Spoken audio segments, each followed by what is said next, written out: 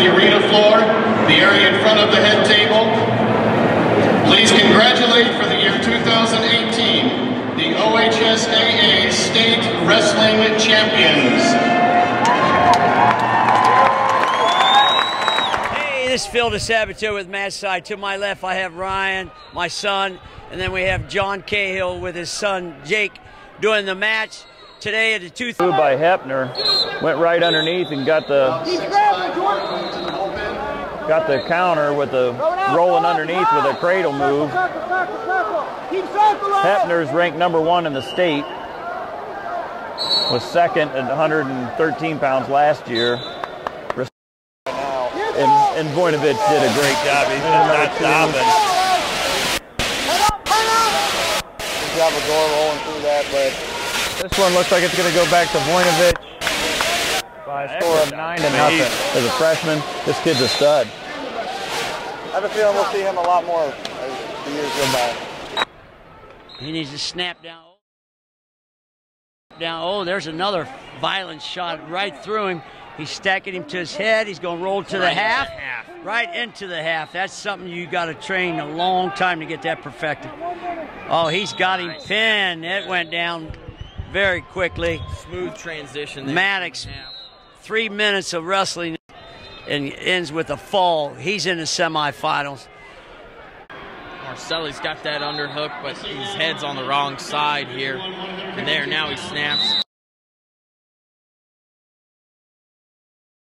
Whoa, and they throw him almost out to the scoreboard.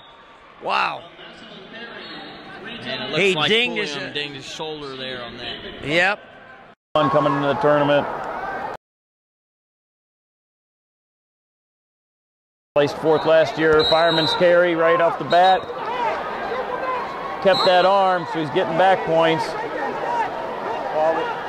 Wadsworth's got Connolly in a real tough position here. Yeah, he's got that head and arm, and he's got his hips flat. Connolly's got to get. Wow. So 5-0 score. About 40 seconds into the match. And right to back it's again. That'll be the pin.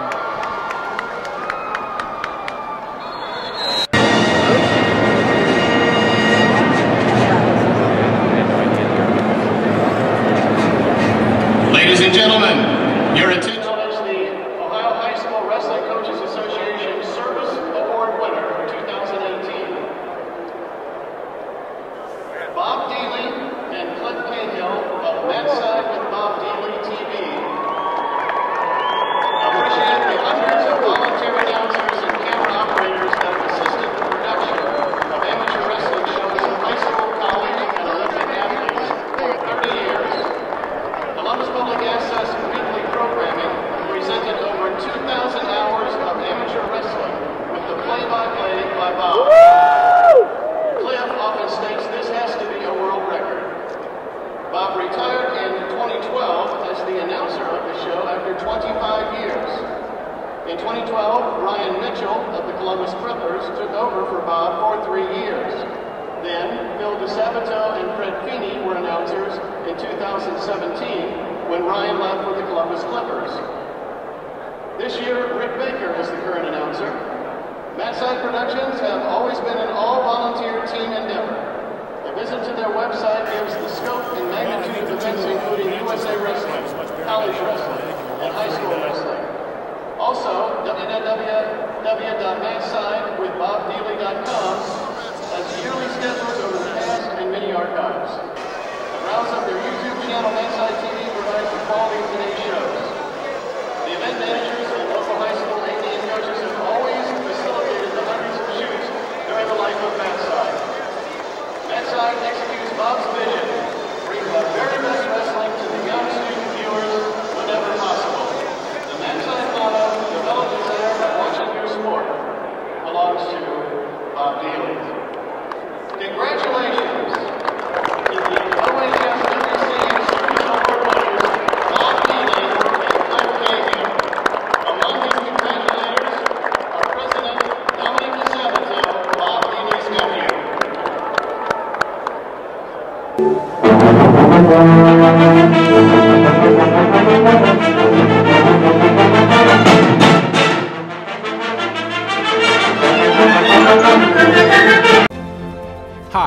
Archie Griffin. Whatever the sport, wherever it's played, there's one thing that student athletes, coaches, and fans can all share: sportsmanship. The Ohio High School Athletic Association's Respect the Game campaign reminds us that school sports are about so much more than wins and losses. On behalf of the OHSAA, let's all do our part to make school sports a fun, positive, and rewarding experience that student athletes will remember for a lifetime. Every game, every time, let's all respect the game. All right, we start the semifinal rounds of these state championships with mat number 1 at the 106-pound weight class. We have Zach Shupp from Fairfield. He's in your gray singlet with a red trim, going against Michael Shaw from Olmsted Falls, who's in on a shot right away, nice and deep. He's lifting up pretty strong with that. Shupp has a good whizzer on, defending. They're getting to the edge of the mat, and oh, nice job by Shaw.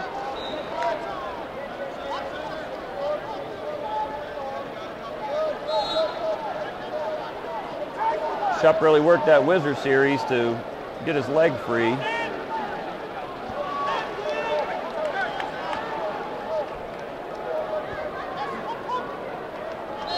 Oh, head and arm right there.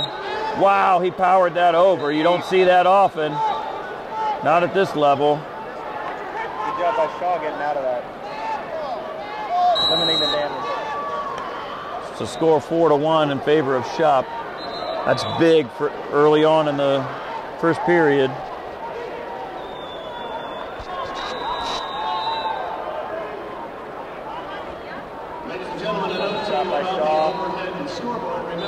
Both these young men seniors at 106, so mature bodies, a lot of experience.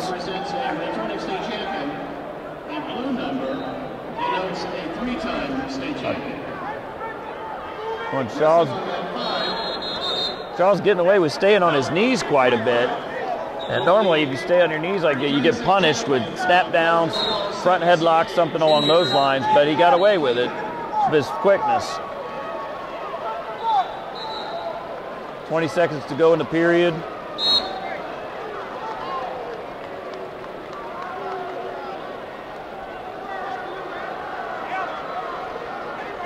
There's your snap down. There you go, snap again.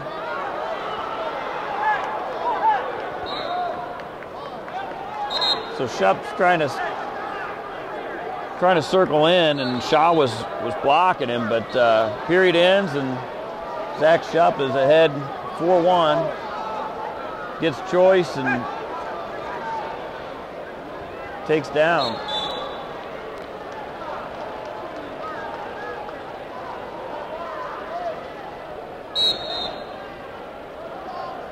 Shaw throws the legs in. Yeah, so I'm not sure. We see this quite often. Shupp's got to shake him down. He grabbed up for that shoulder to pull him over the top. But this is what happens with, one of the techniques at the bottom that in high school. Oh, nice job shaking him down. Good reversal. Absolutely. I was gonna say one of the things that happens when you don't have a first move and you don't change the back pressure is you get it ridden and legs in, but it may have been what Shupp wanted because he shook him right off the top and got a reversal.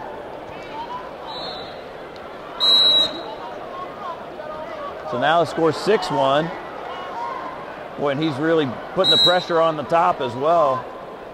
Got that arm wrist pulled underneath.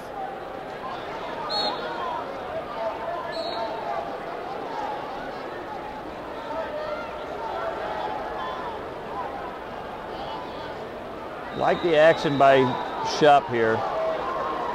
He's really riding, just kind of using some time here, but getting out to the side, so he gives the appearance of trying to turn him, but he's not putting himself in that much risk. Got the spiral ride. Now he is, sucked back. Nice job. And now he's just gonna ride the line. He's up by 5 points, so he really doesn't. On 20 seconds here in the second period. Score is 6-1 in favor of Shupp.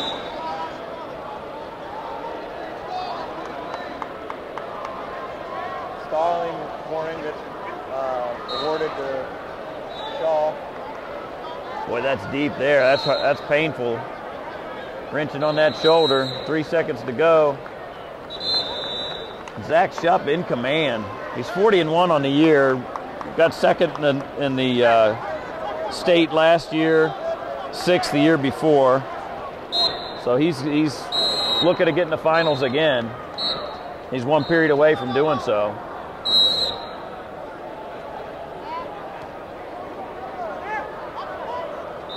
Wow, nice shuck. 2 more points. Drives his lead to 6. Puts those legs back in. Well, he's really got the pressure on top of Shaw at this point. Turning that wrist, looking for a tilt. Go out of bounds and we'll get back to the center. Good restart from the official. Foreheads went down. They could have spent a lot of time there, and you know, he brings him back to the middle, get started. So nice job there. A little bit of a head start from Shaw's perspective.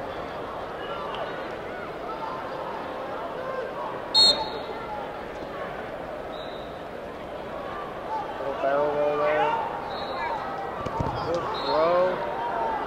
Shaw landed pretty hard. Yeah, brought him back to the mat with some authority there. Minute 8 left. So Shaw down by 6 points. He's got to have something in his bag of tricks because he's down 7 points. Got to get a reversal. Got to get some back somewhere. Really got to think of somehow how does he get a pin. But whoa! And actually, I say that, and then Shupp gets the pinning combination, and it is deep. He needs to just settle in right now. Nice job. That's how you get in the finals right there. Zach Shupp in command really from beginning to end of that match. And he'll be wrestling tomorrow night on the big stage. So we move to the next weight class, 113 pounds. Dylan Shaw from Elyria in the red and black singlet going against Brandon Lucas from Western Brown in the brown and gold singlet. Shaw sophomore, 38-6 coming into the tournament. Shawver, I mean. Lucas, senior, 47-5. Different body styles here, body types. Shawver, more compact, shoots in, leaves an arm back. Good defense there by Lucas. Yeah, Lucas has a much taller frame. Yeah, very, very long, very lanky. And he used that to block the back arm of Shawver on that shot. So when you're a smaller wrestler going up against a longer opponent, how do you combat that? How do you Well, you just got to know that there's reach overs and there's a lot of length there, cradles and so forth. So you got to know that that's the advantage to the taller wrestler. So you got to be more compact. Just change angles, finish your moves through the guy. Don't get stuck underneath. Don't get stuck in a position that gives him his advantage of length. So you just got to be more aggressive, more compact with your moves. And on the other hand, when you're a taller wrestler, you want to use that length. You want to be looking at ankle picks, and you want to look at underhooks to stretch out your opponent. Knee picks, trips. Whoa, nice. See? Double leg. And there's where that length comes in, grabbing that ankle from behind. If you can get that leg in.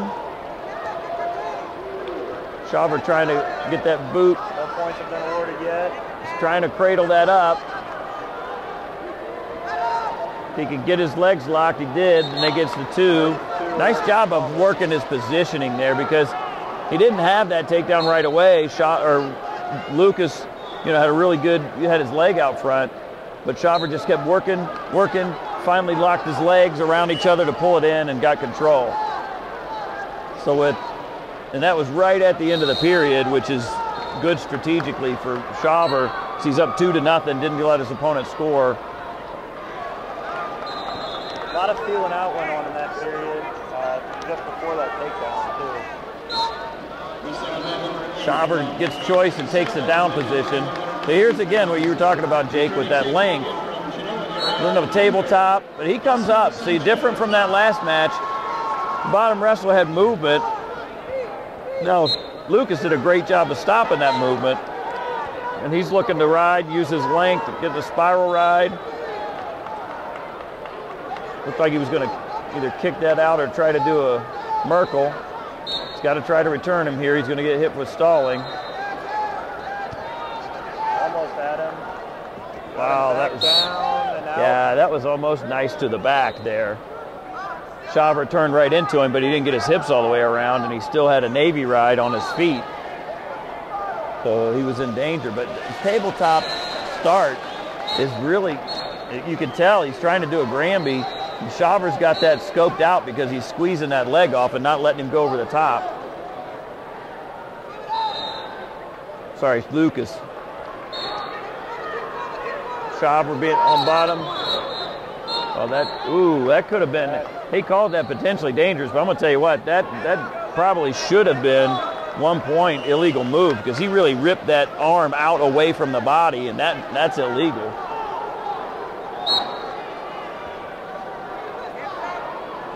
So getting in this funky position each time because, again, Shaver trying for a Granby and Lucas blocking by really lacing that leg.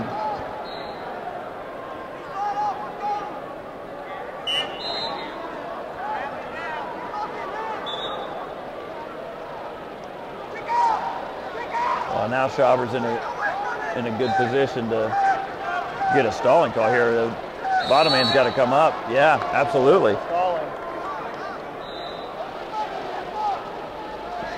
Yeah, and different.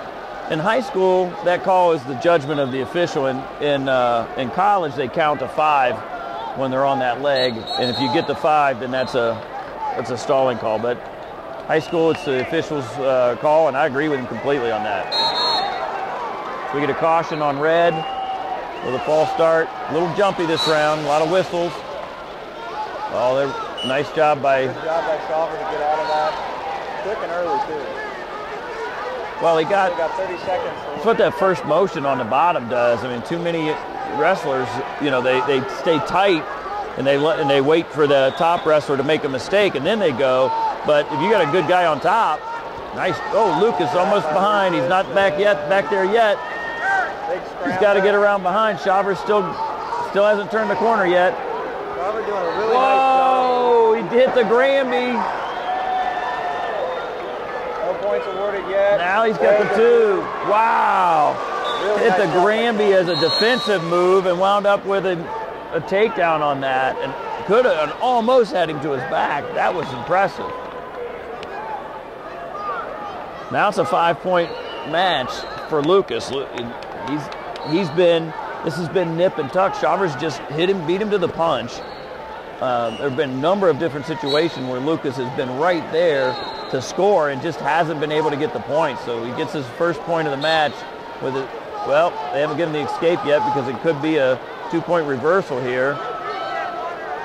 He's got to at least get 1 here. He hasn't given his 1. There's the 1. That should be 1. Hasn't given it yet. There's 1. All right. Now Lucas has got to go get him. He's down by 4 still. He's got 1:30. So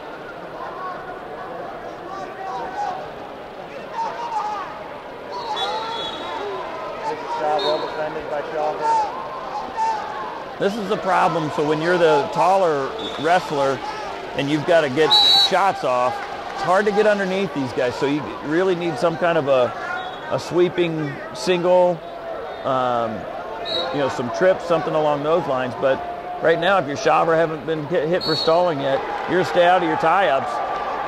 And he's doing a good job doing that, controlling the hands, and looking for his offense. And again, that's all you need is that little bit. There was no commitment to that shot, but he doesn't need to commit to anything. He doesn't need to score anymore, but he just needs to look busy. And Lucas trying to get those underhooks in. looking for a 5-point move here. Oh, nice job. Schauber knows, felt that pummeling coming in and just went ahead and got after it with that shot. So 30 seconds and counting. Lucas really has to make a move here to try to salvage this and at least push it to overtime. Yeah, he's got to make some kind of risk here because you got 23 seconds. You got to do some kind of roll, something. Stalemate. So right now, Schauber, he doesn't have to even get close to him, but he does the right thing. Takes a shot.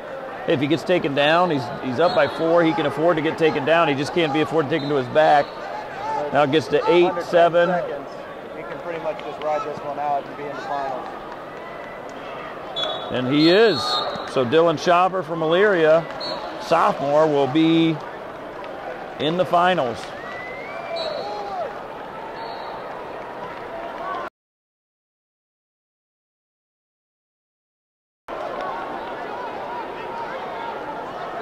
So we move to our next weight class.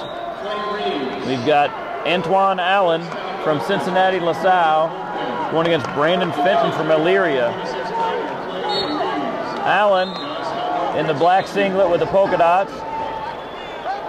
Fenton in your black singlet with a red trim on the thighs.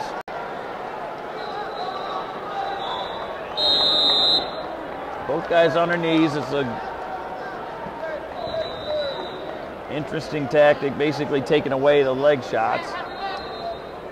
There, Allen takes one. Back to their knees again. Well, this was really popular a few years back.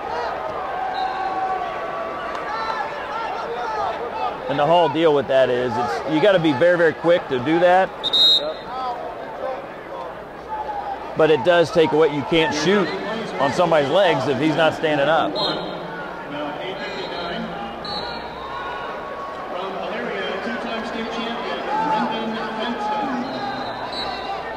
So as they say over the announcement, Fenton is a 2-time returning state champion.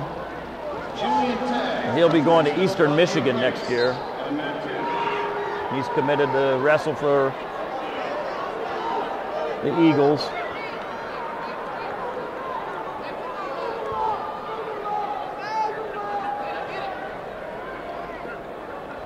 As you talked about the last match, Jake, these guys have been really filling themselves out for this whole period right now. And a lot of the times in the first period, you'll get a lot of that, and then in the second and the third, the action will start to pick up. Well, once you get a lot of this is timing. They get the rhythm of their opponent. You don't give up much, and then later in the match, you've timed out, you've got their rhythm, and you're able to, get that timing well enough to slide that shot in. I haven't seen a lot of shots by Allen. Yeah, they've been good. They've really been good, doing a good job neutralizing each other's attacks. We haven't seen a great deal of commitment to the attacks, right? So, like you say, it's really probing, seeing where the weaknesses are in the defense. So we go into the second period, 0-0. Fenton takes down. And again, no first motion. Allen goes to the crossbody ride and just basically lets Fenton out because the tie got loose. So 1-0 in favor of Fenton.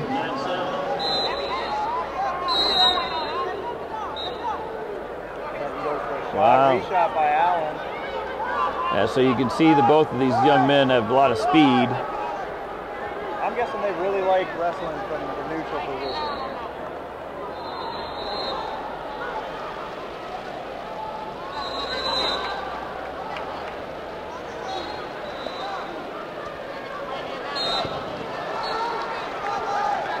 Wow. Good job by Fenton. Got to get him down.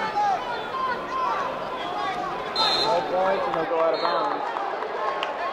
Well, you saw a good job with scrambling by both guys there. Be a caution towards Allen. Jump before the whistle. Yeah, you get 2 of those before you give up a point, so not a bad strategy to try to jump the whistle.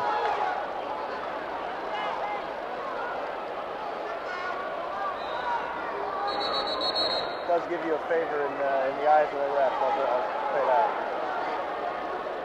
Because it kind of shows that you're on the attack and you want to improve your position and you're trying to do that.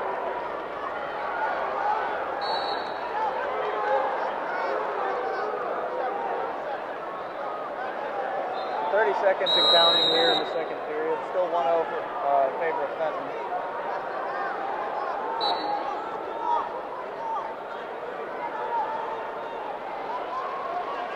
So back down to the knees again. Hasn't been a whole lot of scoring, but we sure have had a whole lot of action in this match, or at least in this period. Not a lot of risk. I mean, not a lot of risk. So, you know, we've had some good probing attacks, those kind of things. He had one deep shot by Fenton, and Allen fought it off. So Allen chooses the neutral position. So interesting. Yeah, that's nice. Fenton got deep. But boy, Allen was really good on the defense there, because Fenton was deep in on that. Now, he didn't bring his hips with him, so he got to the leg and then stopped his momentum. Wasn't able to change angles, but that's because Allen did a great job with the defense. With a minute 30 here in a one-point match, winner goes to the state finals. We're going to see who really wants it more. Well, right now, so far, Fenton has been the attack, the aggressor. We had that one caution shot that Allen had, but outside of that, no shots by Allen. So Fenton really, oh wow, nice inside trip. Boy, he went for it there. Very good defense by Fenton. That was, I thought that was, for no tie-up, that was just an excellent attempt, and he really committed to it too. Gonna come back out. Just an excellent flurry by both wrestlers.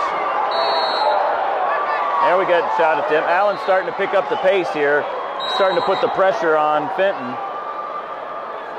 Fenton's up by a point. He's got to make a few. He doesn't have to commit to the shot attempts, but he's got to make a few knee taps, shot attempts. There you go. That's it. That's all he needs right there. He doesn't need to get all the way in. All he needs to do is get to the knee and get back out. Allen, on the other hand, has to get, if he takes him down, he wins. He's got 20 seconds to do so. Fenton can afford to stall right now. He's got 15 seconds. Fenton also has not gotten a stalling warning yet. Yeah, and he really shouldn't. I mean, he's been the aggressor the whole match until about the last 30 seconds when Allen has really picked up the pace. But with 10 seconds left, he really...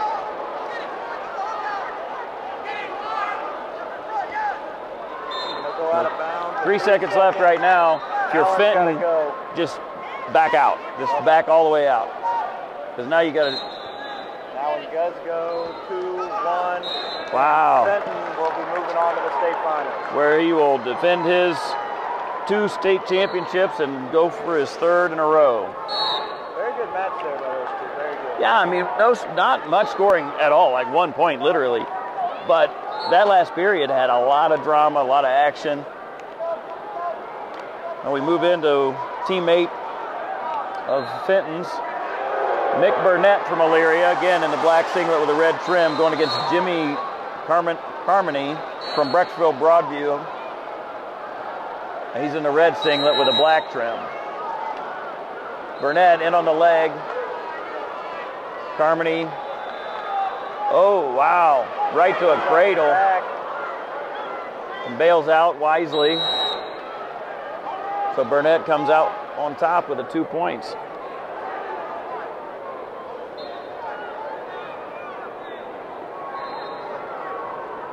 Good hand control by Carmody. Comes out and with a quick shot.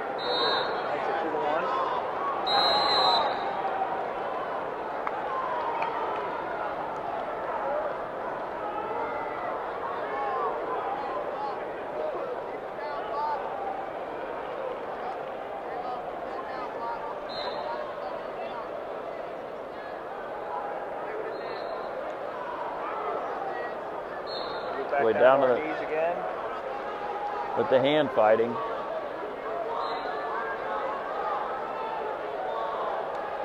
Is it more effective for taller guys to get down on their knees like that since they have longer legs, or is it about the same? Well, you just got to be quick. I would say no, because there's more of your body, more of your legs that you got to get back up and going, right? So it's really, if guys are a little bit mid to shorter in stature, it favors them in that attack. But it really comes down to how quick you are. Good shot there by Burnett. Well, and that's the piece on that with the longer leg there. When you're down on the, it's just for a little bit longer target when you're coming back up off your knees. Now you got to split the legs here.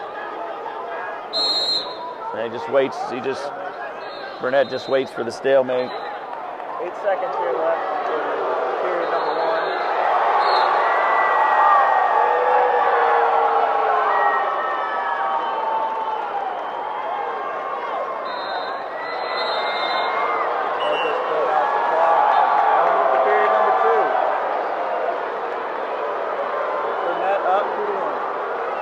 Carmody takes a down position. So his strategy being he gets out, it's a tie match.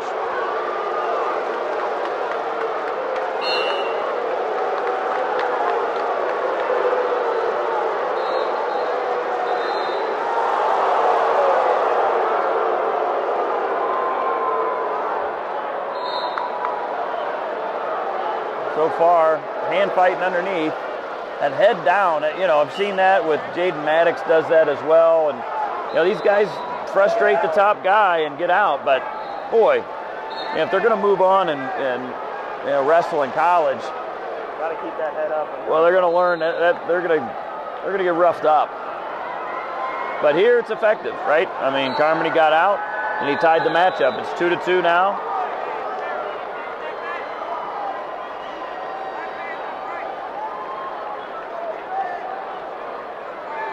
Nice drag attempt. I haven't seen that from the knees before, and that's effective because then he gets to an underhook. Looks to be a little bit quick, but I can kind of see the official coming. Well, I think the knees issue of being on your knees and not giving up anything. I mean, at some point, you could call it stalemate, get them started again. I'm a little old school and say, hey, if they're both stalling, they're both stalling. Hit them both with the call. Because it's one thing, if we saw in that last match when they were on their knees and they were doing shot attempts and so forth off of it, this match they really just stayed on their knees looking at each other. And now you've got a underhook on the knees.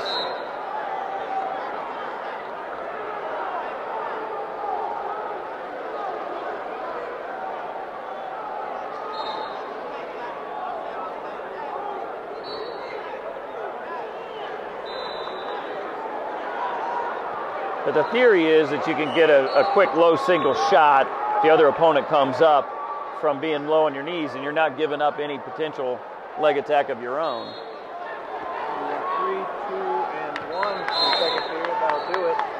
We'll move into the third. We just got the score tied at 2. And Burnett takes a down position.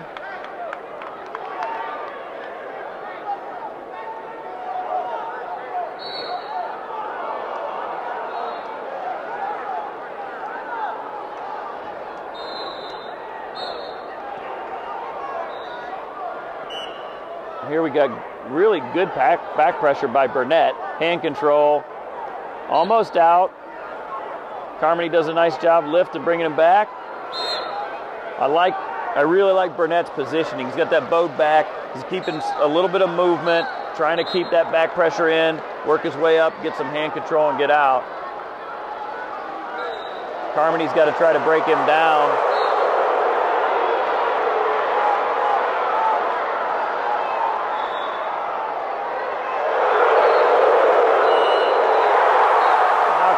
Got a kind of a head and arm, kind of just holding on. Not much of a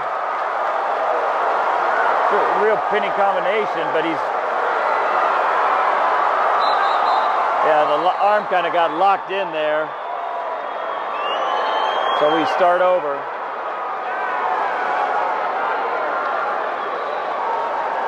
Well, we've got a question by the Elyria coach to see whether that was locking hands or not, but he had the head and the arm, which is considered a pinning combination, therefore not locking hands.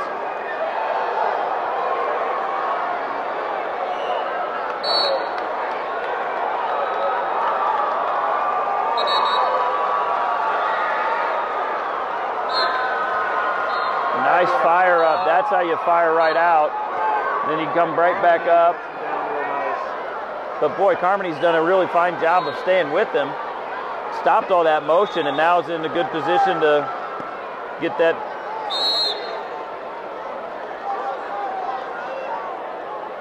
You know, I guess I agree with that. I mean, that's you know, Carmody's hasn't been able to get off the hips and out to the side and get anything, so more just hanging on and riding. And in high school wrestling, college wrestling, that's fine. That's actually a way to score a point. High school wrestling, you got to be trying to improve your position. You got to be trying to turn. So if you're going to get a spiral ride, you got to get out to the side, not stay on the hips. Burnett. No riding time in high school either. So Burnett gets his 1 point. So now he's winning the match 3-2 with 38 seconds remaining. And he's been more of the attacker than Carmody has been. We just haven't seen much in the way of shots and so forth on their feet. Returning state champion from Circleville, senior Nate Keaton. Division 2, 120 pounds. You know, Burnett plays. Oh, nice. Beautiful duck under. Got to do that in the mat. We see so much good wrestling or good moves get hit on the out of bounds line and then not be able to score. Now the good news for Burnett is he's winning. That attempt keeps, you know, shows that he's still the aggressor. So that buys him probably 5-10 seconds. And there's only 16 seconds left. So really, Burnett's in a good position here. He hasn't given up a stalling call yet, so he can afford to give one. And he just needs to stay out of tie-ups. Yeah, jump in on the leg. Exactly right. Getting a stalemate. That's exactly what he wants. Getting that stalemate. 3, 2, and 1. And Burnett, last year taking 6th place, is going to take at least 2nd because he's in the finals. He is. Like, good match by those two. Very good. Excellent. That was a way to control and take care of business.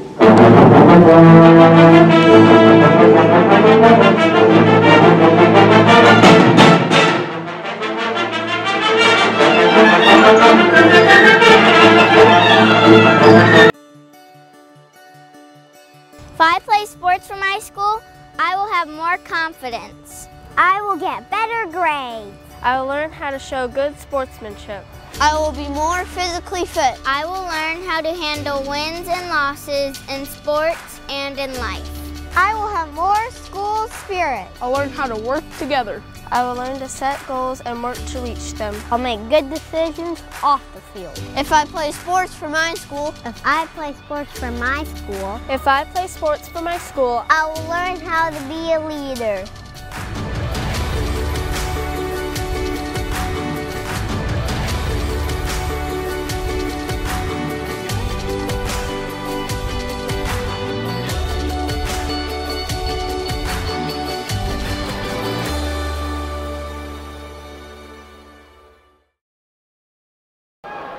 And 132, we move to Gabriel Tagg from Brecksville Broadview against Logan Messer of Wadsworth. Wadsworth, wrestler Messer in the red bottom half of the singlet, white top half. Tagg in on the shot attempt with the all white singlet, sorry, with the red trim. He's in deep. He's just got to keep working to that side and he's going to get the takedown, and he does. So now he's got 2, he's got to. So Tagg starts the match 2-0 and kicks out Messer. Tagg was 3rd in the state last year, 2nd the year before. Messer's not placed. He's a freshman this year. Tagg will push him out of bounds. So 4-2 the score now. And Tag's starting to feel it. Another neat shot. This defends it off pretty well.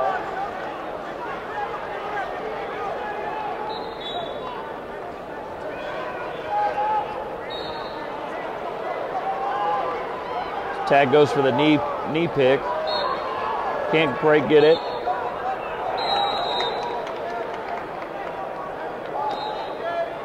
Messer's working that over-under tie. Looks like he wants to go upper body.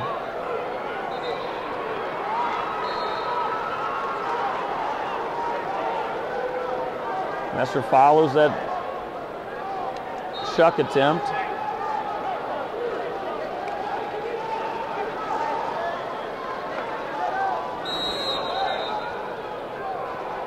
Ooh, nice far. Wow! Tag. No points awarded yet. No point. Ooh, I don't know. He's still got a leg.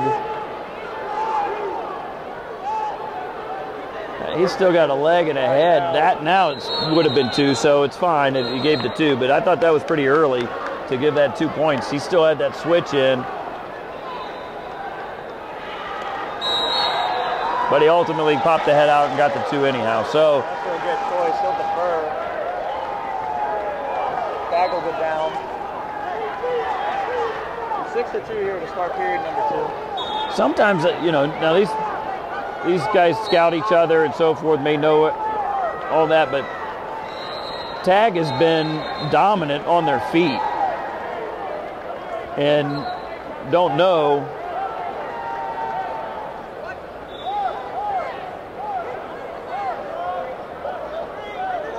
you just don't know unless they've scouted well. He obviously thinks he can be able to get out, but Messer trying to banana split. We get a stalemate.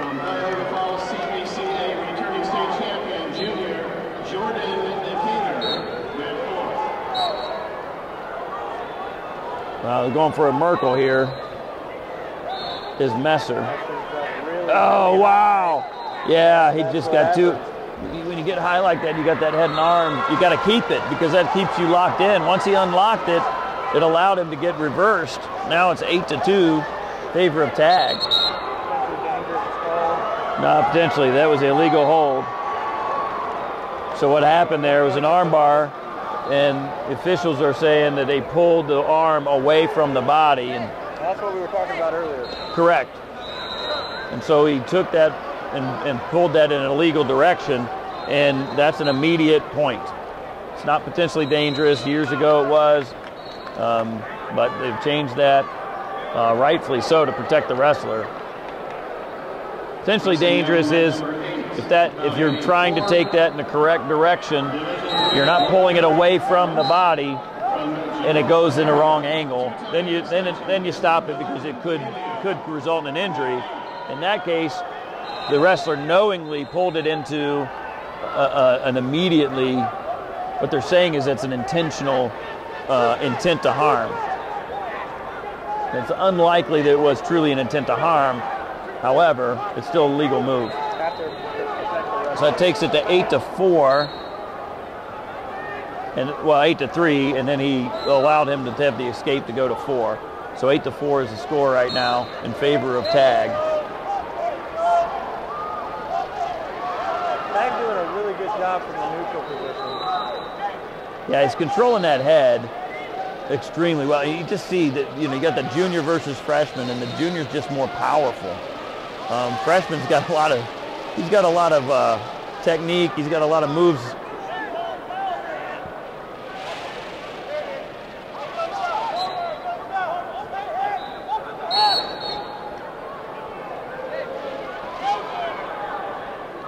A little bit of an intimidation tactic there.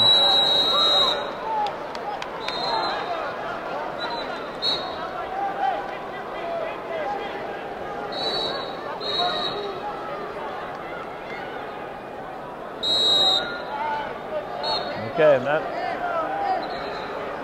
hands to the face there, so I'm not sure what that was. So the Wadsworth coach is asking for, look, both guys were slapping at the face, so why is that 1 point against my guy? After So, the explanation, we'll get back to wrestling here. but to no avail. So 9-4 now the score in favor of Tag after that penalty point. Nice duck attempt. Now can Tag switch, change angles. Good job by Messer to fund it, and Tag gets it. Yeah, that was a nice job. Just continuing to work and drive through his man. Yeah,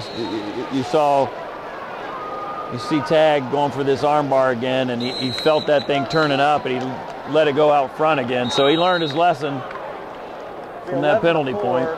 Going into the third period in favor of Tag. He's really been dominant this whole match. He's not been in any peril whatsoever. And it's not that Messer has been wrestling poorly. It's You're right. Tag has been on the attack since the start of the match. Right. So Messer took the down position. Tag gave him the escape point to start them on their feet.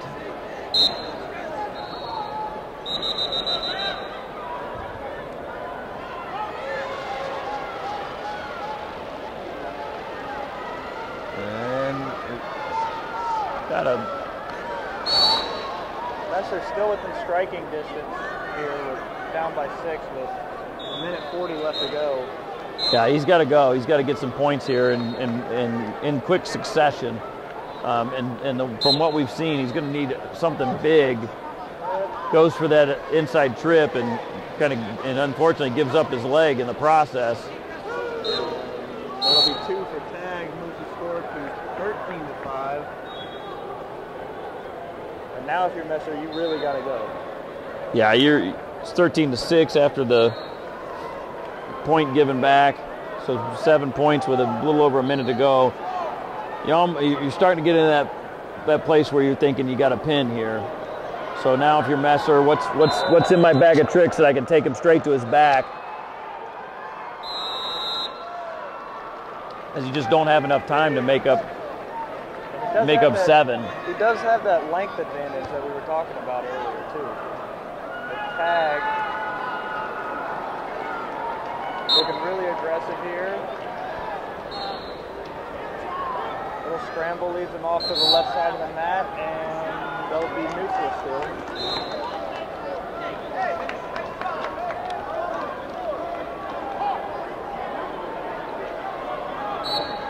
Injury time.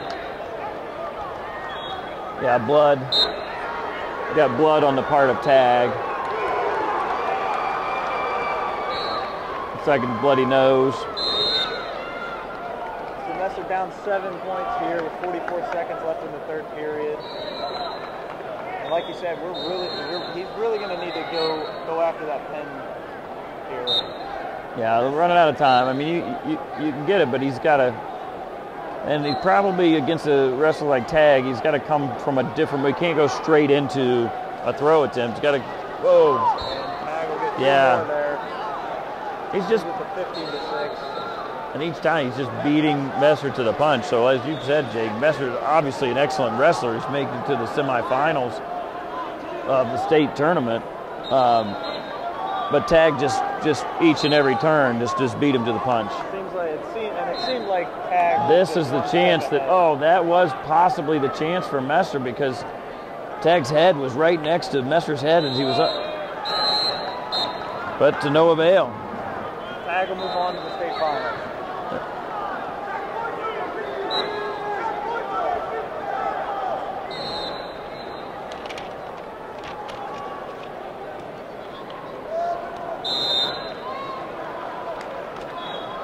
So we move into 138 pounds. We have Luke Boffman from Wadsworth in the all-red singlet, going against Marco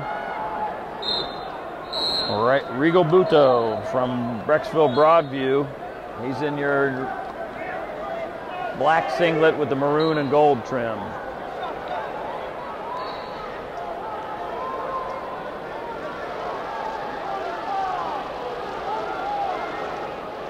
Boffman was 4th in the state last year in 132. Rigobuto was 5th last year in the same weight class. Boffman in on a single leg. Rigobuto got that wizard in.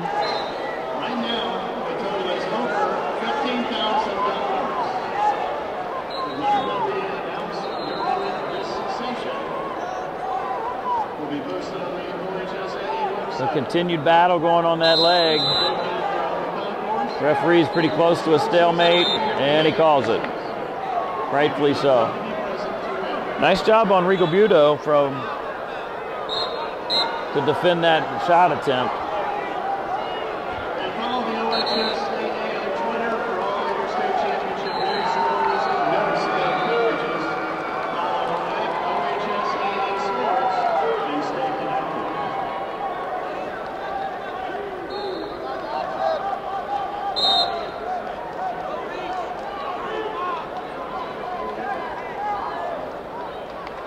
Rigobuto with a front headlock now. Came in with authority with that, but not using it. Stalling call or warning.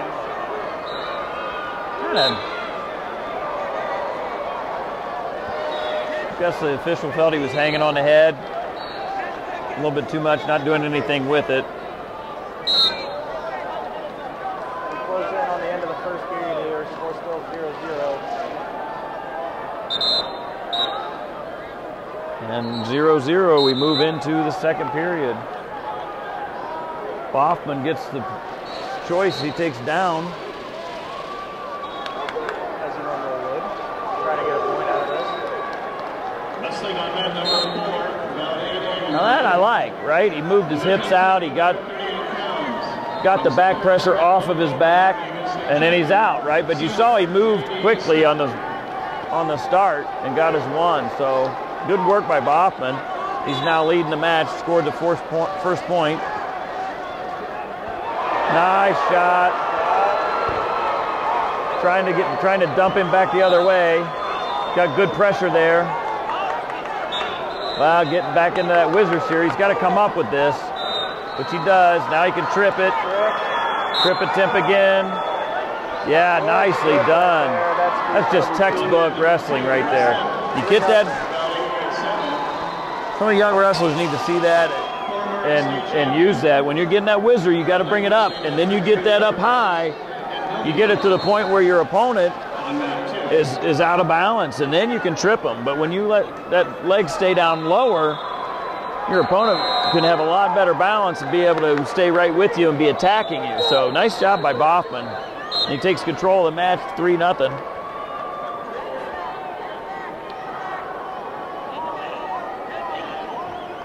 Little high. Rigobuto working himself up.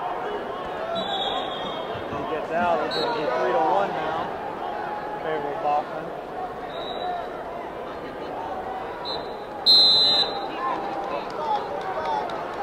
Another inside trip attempt. Seen quite a few of those in the last couple of matches. Yeah, it's an effective move, but it's high risk, high reward. I mean, when you've got single legs and double leg attempts, when you get stopped, you're not in a lot of danger of necessarily getting scored on, and your opponent's got to work really hard to score on you. Inside trip, you get stopped, you're in a tough spot. Usually you either score or you get scored on.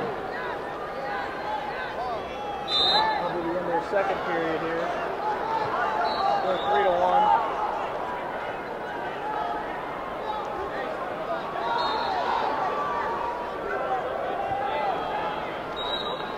3-1. With one more period to go, it's 3-1 for Boffman. And he's back in a top position. But he's got that head way over, and that's what happens. You can't hang your head over when a guy's got to sit out on you. And Rigobuto has done a nice job with that to get out.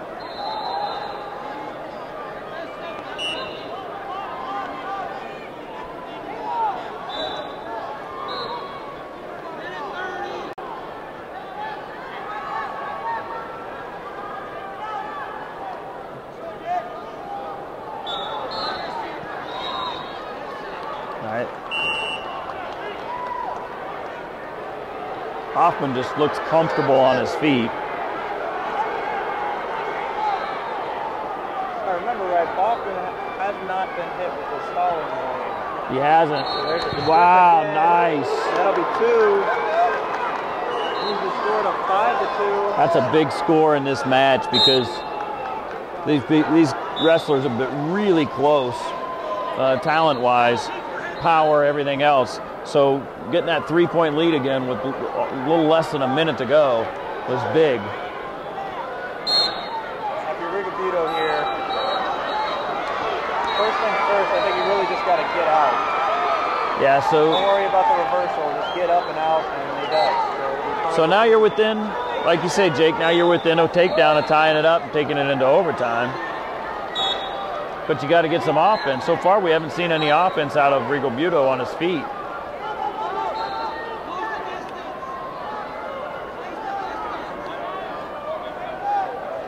As a state semifinalist, he's got to have a takedown move that he has as a go-to move. But the question is, can he just hit it on Boston? He's got, yeah, and the inside trip doesn't work. Boy, he's turned up the intensity right now. He's really trying to get after that inside trip. He looks at the clock. There's 9 left, 8. He's going to attack. Boffman can stall and not worry about it, and he does. Now with 3 seconds, all he's got to do is circle, and he wins. And one last lunge at it, and Boffman will move on to the state finals. It's one of the better matches we've seen today. Yeah, Boffman did a nice job working that.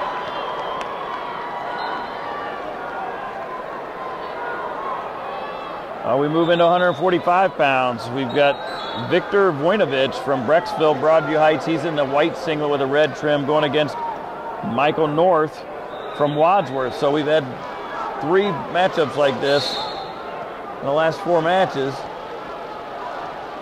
We got to see Voinovich earlier. He's just a freshman, but he does not really wrestle like a freshman. No, he's got a lot of speed, got a really, really fast, quick, low single.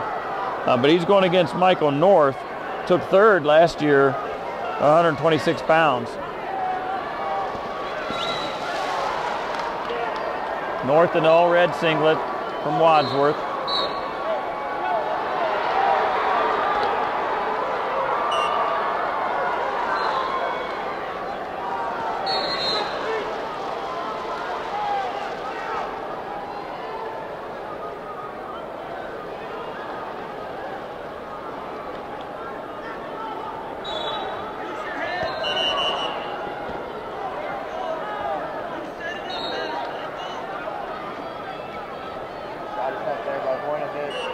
I got in, got out quick. Really didn't commit to the shot, but like you said, that's still a good thing to have. Well, it creates movement. So sometimes a shot is a setup. You know, where if you're coming straight on, you can't get an angle. If you just use the shot like he did to create movement, get in, get back out, the reshot, the second shot, can be more effective. But we'll see if he does that later in the match. North gets in on a leg, and Voinovich blocks that effectively.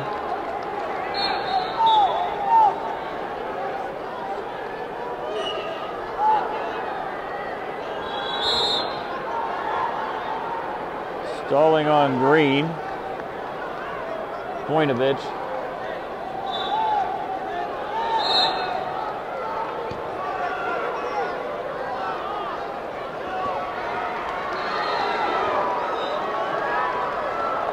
As we come down to the final few seconds of the first period, we're going to end 0-0 with a coin flip. We'll see who gets their choice here in the second period. And it will be Voinovich, and he defers. North will go neutral.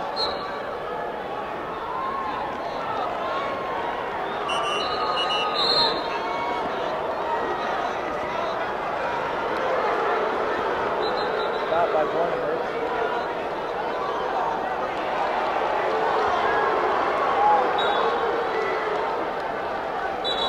We got the front headlock and scramble.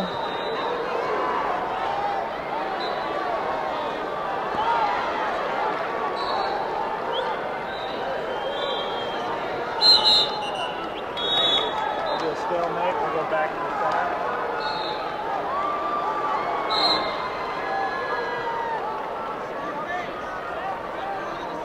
Boy, got deep on that leg. He's got to try to come over to the far leg, get that far ankle. Voinovich doing a good job of defending it. Yeah, if Voinovich get that arm, he's going to have a stalemate here. Not much either wrestler's going to be able to do here. Voinovich has that wrist locked up well. North trying to get across that far ankle. So far hasn't been able to get over there.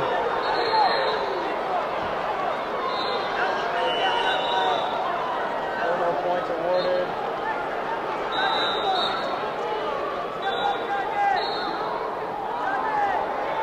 If North can get that leg in on the far side, There's got to be a stalemate coming soon. yeah, you would think so. I mean, this really hasn't.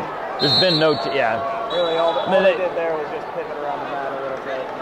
Well, the official did a nice job because there was a lot of ability there for one wrestler or the other to score off of that. So he let it go for a good while there was still risk. But ultimately it wound up in a stalemate. 25 seconds left to go here in period number 2. Score still 0-0. Got a couple flurries of action.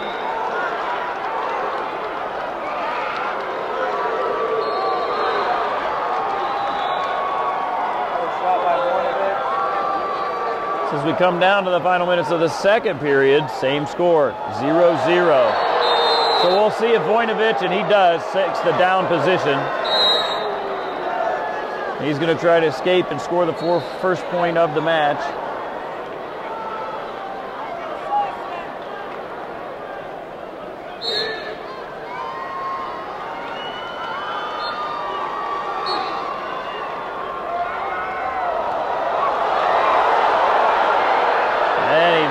Really getting stretched out by North. North's got a good ride going. Boy, hanging on that angle, you could call stalling here pretty soon. He's holding on that angle forever. You gotta call stalling here. Absolutely right call. I mean, he held on to that ankle for 10 seconds. At least 5, maybe it may felt longer than it maybe was. And so now we're neutral because North felt like he couldn't ride him without doing that, or he didn't want to give up the point on that. Nice shot right off the go by North. Voinovich in the lead, 1-0. North knows he's going to have to take him down to win. Voinovich has the Russian tie. And he makes a shot attempt. Go out of bounds, bring it back to the center. So both wrestlers have a stalling call on them.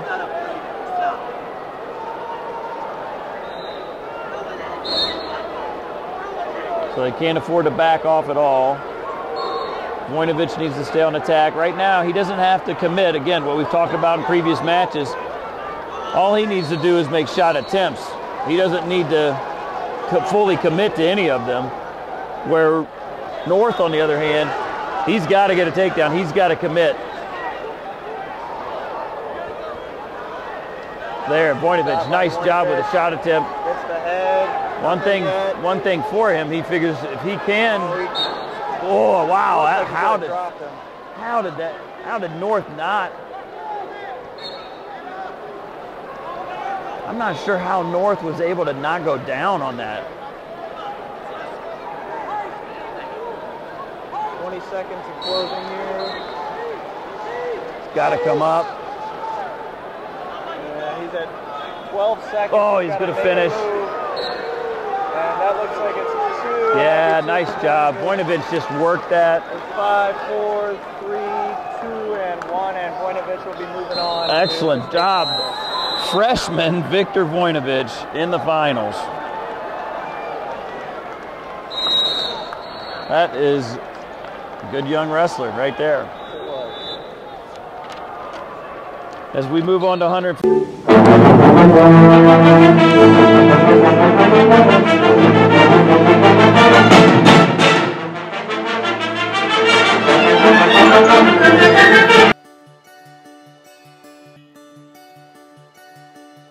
I play sports for my school, I'll learn how to be part of a team. I will have more friends.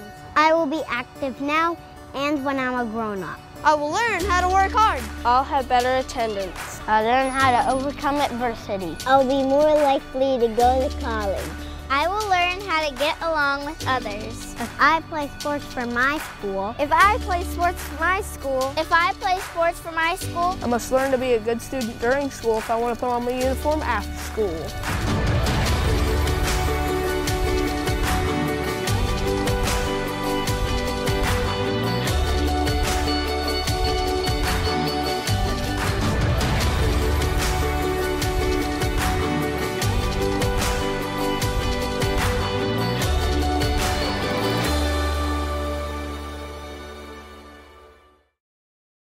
52, we come to a extremely good is not good enough to talk about this wrestler. David Carr in their black singlet, gold headgear, going against Farouk Muhammad from Illyria in the red and black. David Carr, 3-time state champion. A win here will set him up to have his 4th. Not many have done that. David, the son of world champion, Olympic gold medalist, Olympic bronze medalist, Nate Carr, has committed to Iowa State, the alma mater of his father, who is his coach in the chair.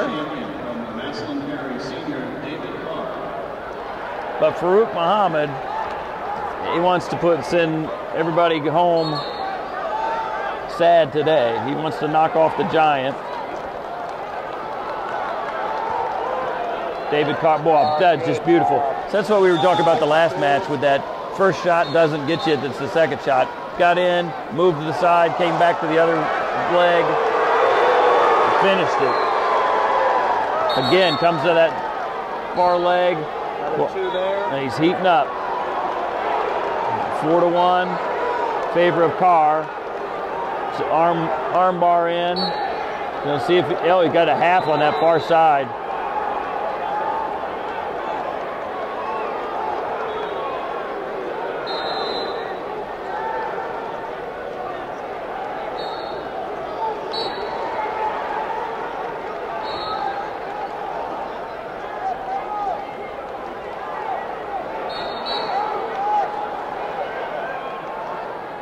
Hasn't been able to, Muhammad has been able to get that half out each time Carr gets it in.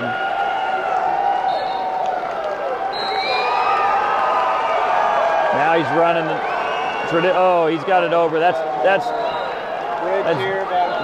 deep, but 10 seconds to go. If he can sit up straight, he could have the pin here soon.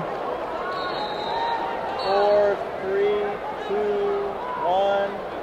Boy, Muhammad got stretched out on that. Heck of a bridge to not get pinned.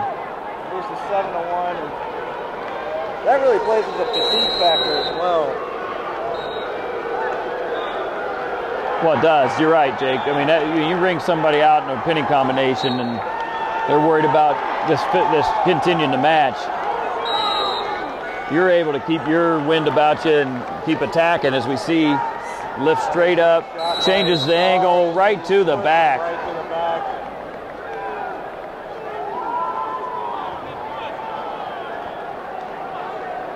Roll through. So 3 more points, 12-1. 4 points away from a tech fall. Carr pinned his first opponent. Tech fall to his second opponent. Working on number 3. Oh, wow, that's deep. He's stuck. Nope. Muhammad slid out. Trying to bridge out of it. He's got a minute to go, though, so it's a long time. Well, it didn't. He gets out of it. Yeah, Muhammad did a nice job slipping the arm out there, but. 1 more point. Yeah, there's your tilt. And that's your tech fall. That'll be tech fall. Number 2. So David Carr gets into the finals in style. We'll be forward to seeing him defend his 3 state championships.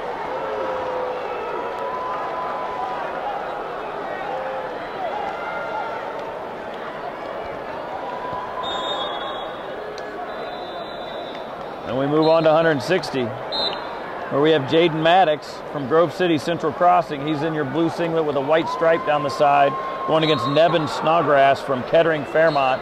He's in a blue singlet with a gray top to it. Snodgrass has the red shoes. Maddox, second last year, first the year before, second the year before that, and has 2 takedown in less than 15 seconds.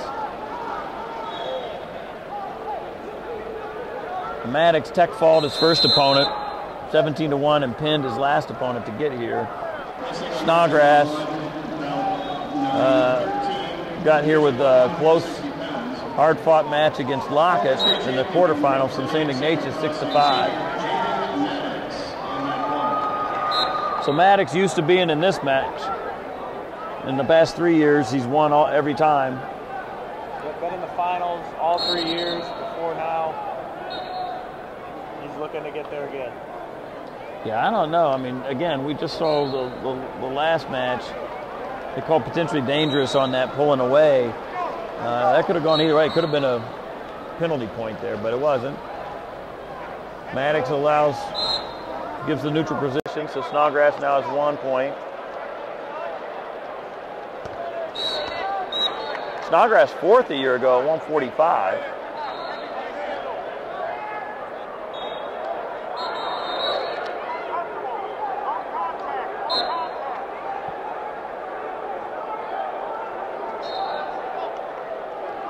Straight on double leg attempt.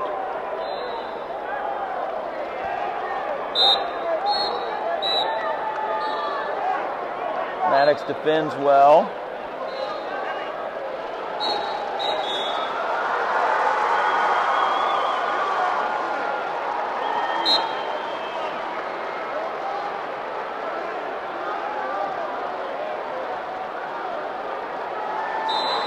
Maddox actually took second last year, but was winning handily in the finals and injured default to take second to give up the championship. Yeah, so you got to be thinking he'll be hungry to get this win and get the next one as well. He looks crisp here, though. We've seen earlier in the sectionals he was sloppy, got a little bit crisper in the districts, but here in this tournament, he's on his A game. So, what better time to be on your A game? That'll be the end of period number 1. Maddox in front, 2-1.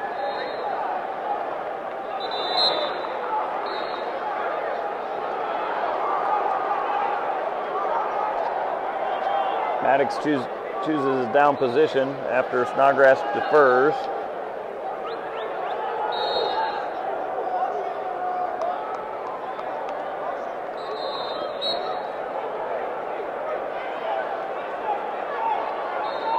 And he's out.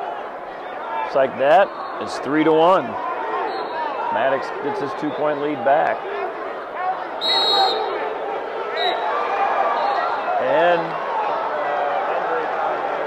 yeah, so not sure. I mean, Snodgrass really wound up, came from left field with that hit, just whacked Maddox right in the head. And no, they didn't call it as an illegal move, but that's why he took the injury time. Is you get that ear, that headgear. It's kind of, it can be loud, and they're looking at his scalp to see did the headgear, the bands. Those bands are a really hard plastic. Seeing if those cut him. I think really this may be as much as anything else was a way to tell the official, hey man, that shouldn't be happening. You didn't call it a technical violation, but next time he will, because he's already made a show of, hey, I just got him almost injured with that. Looks to be okay now, and as you saw there, good deal of sportsmanship there between the two wrestlers.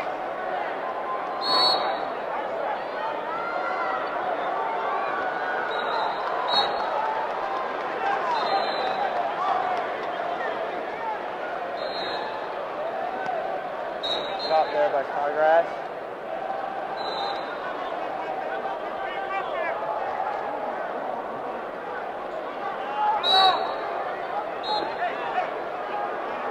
Snodgrass, a powerful 160-pounder. Giving Maddox some trouble here as far as getting it on his attacks.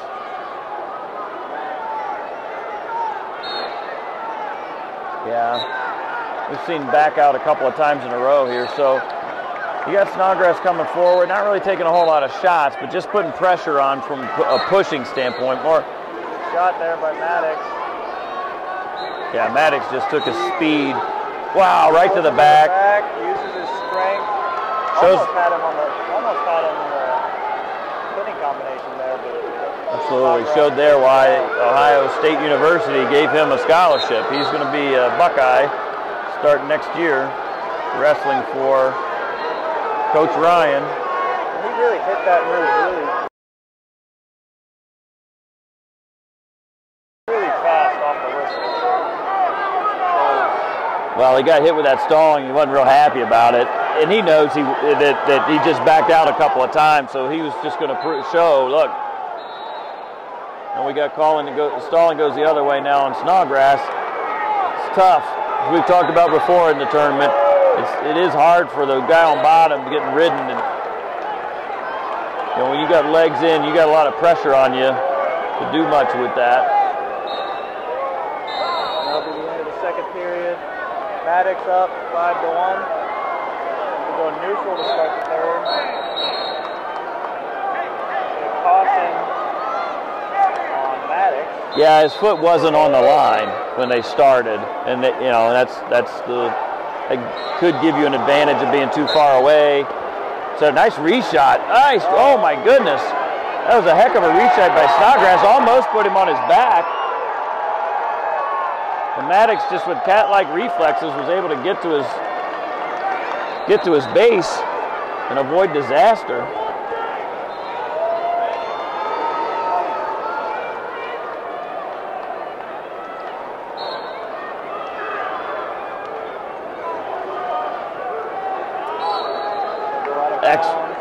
Excellent mat awareness and choice of move at that point on the mat.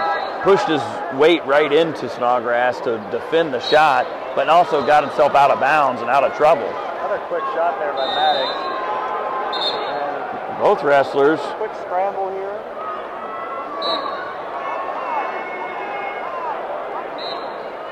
The match slows up a bit. Another shot by Maddox. No points awarded. He only got the one leg.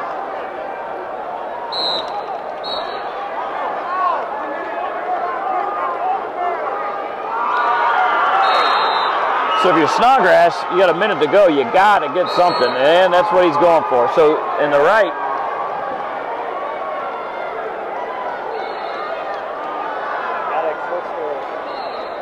looks like he's going to fight through it here. He's got 55 seconds to get. I don't know if he turned his ankle over there when they went out, or if he got kicked in the shin, but he's in some pain. Looks like he's got strength in it though, so. He's showing his toughness by hanging through there, because he only needs 36 more seconds to get back into the state final.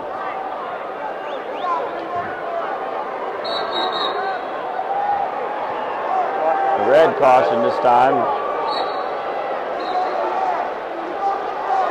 So Snodgrass did a nice job that last series where he threw Maddox out of bounds of trying to jack it up and then moving into another. Well, nice. That was the right call. So because Maddox backed right out, gave up the stalling call. Maddox shoots in deep on the shot. He's going to get two. That's the way you do it. 7-2 now. With 10 seconds left, he can afford a stall here. Or, just ride it out. Yeah, he did, and that's fine. He can afford that. He can afford another one. There's 9 seconds left. He can give up 2 points, and it'll be 7-5. But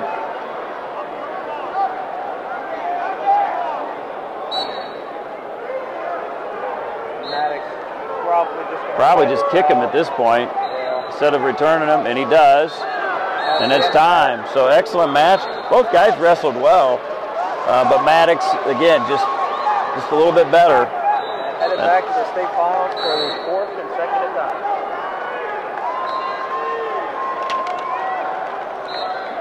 Wrestling next on mat number 1, bound 922, Division 1, 170 pounds. Returning state champion from Maslin Perry, senior, Emil Sumlin. So we move on to 170. Emil Sumlin from Maslin Perry in the black singlet. Returning state champion going against Carson Karchla from Olentangy in the blue singlet. Karchla is the son of Moran Karchla, who's helped with the Ohio State wrestling team, has a club here in the area. 145 pounds. Three-time state champion from St. Paris Grand Local, senior Mitch Moore, at 5. Sonlin is committed to go to Purdue next year.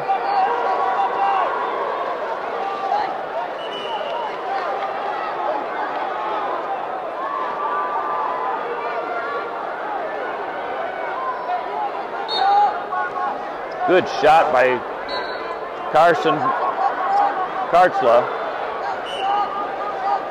Wow. But you look, you're going to get a cradle here by Sonnerland.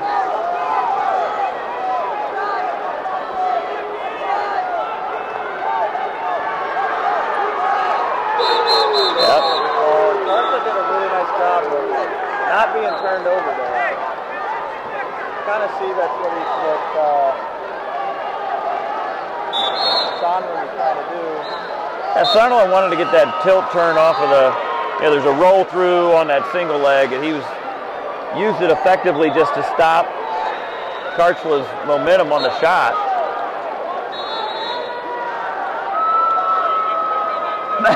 Just a fantastic kip series. Well, he tucked it. He just kept that arm from a fireman's ass, a kip, if you will, and he didn't need anything else. It was a Greco-Roman move to score on him. And this is the returning state champion.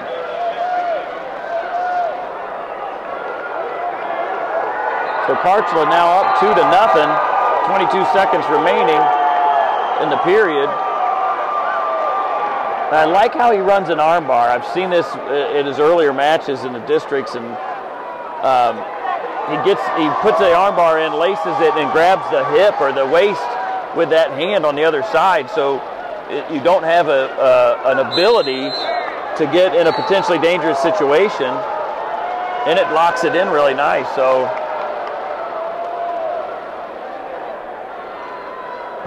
Karchla gets choice, and he takes down. Karchla up 2-0 here at the beginning of the second period. Sonlin got to get some points here, so we'll see what kind of top offense he has. Not much. Karchla gets right out. So he's now up 3-0. But you see Sonlin, he's trying to turn the heat up and bring the attack to Karchla.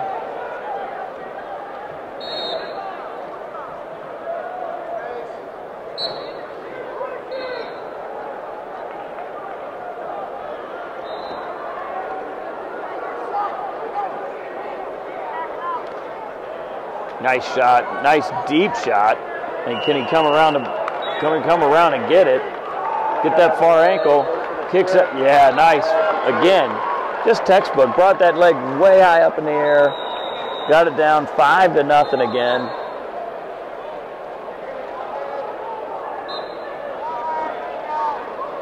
Boy, he's just a bear. I mean, almost literally a bear of a man. At 17 years old or whatever, as a junior, assuming 17, but his chest and upper body is just like a barrel.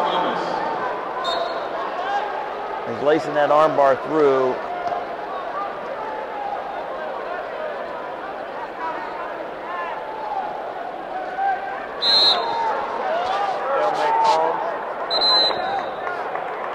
he's going to have to improve in that position. If he gets that a couple more times without making any real improvement, he'll probably move that from a stalemate to a stalling call on Karchla.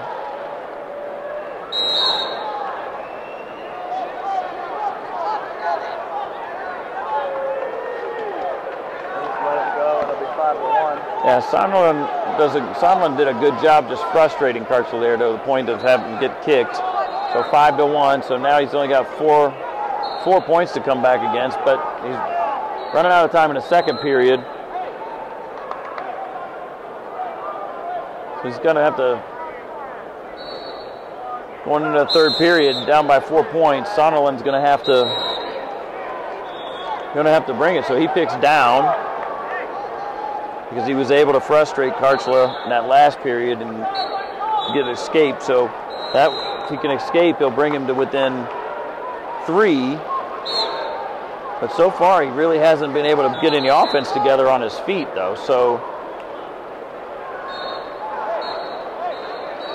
Karchla's likely going to try some rides. Yep, nothing intense. Just ride him for a little bit of time and then let him out. So now 5-2 is the score.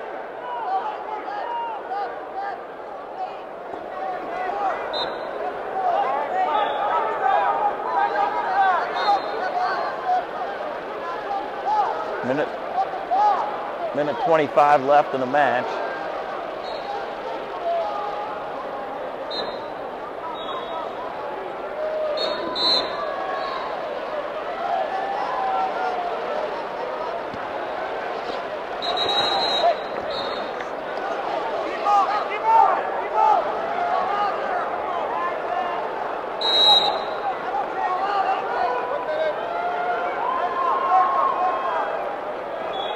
So Sondland needs to pick up the pace here, and he hasn't yet. So Karchla continues to stay, comes back to the center of the match. Again, there's that shot attempt that we talk about. When you're ahead, you don't commit to it, but you do it. You know, you get a shot attempt to show that you're attacking. Ooh, that was deep there. 23 seconds left. At this point, Sondland's got to hit this throw.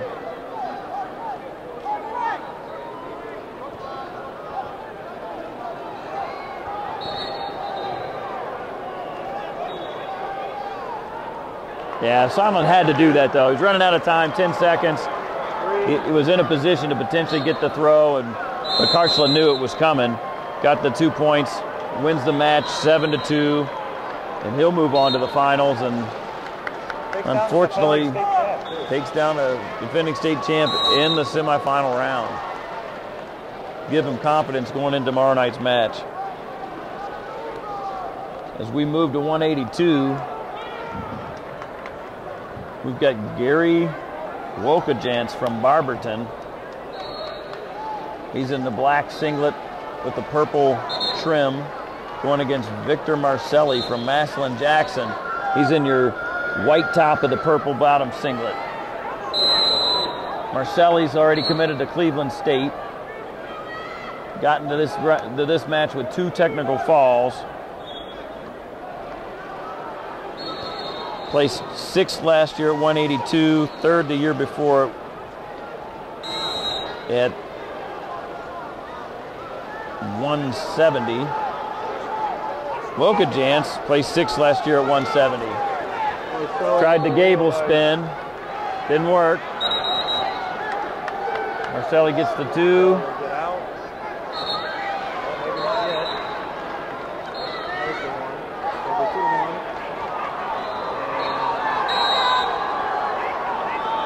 Just good technique here.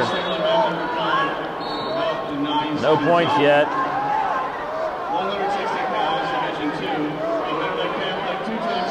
Wow, worked that nice.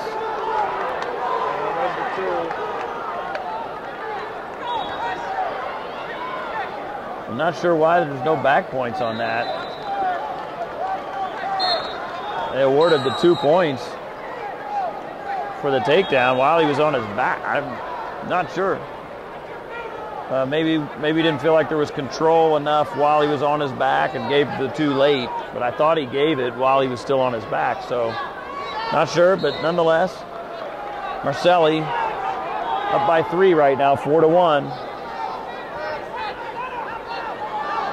Wokajance needs this 1 point right now. He's got to fire up and get out, get it to 4-2 before going into the next period.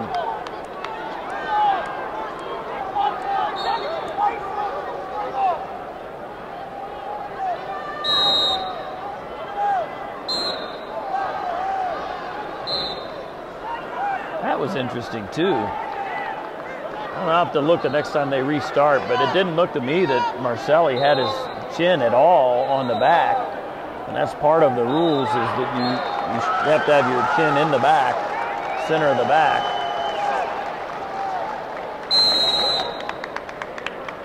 Moving to the second period now. Marcelli up 4-1. Chooses neutral.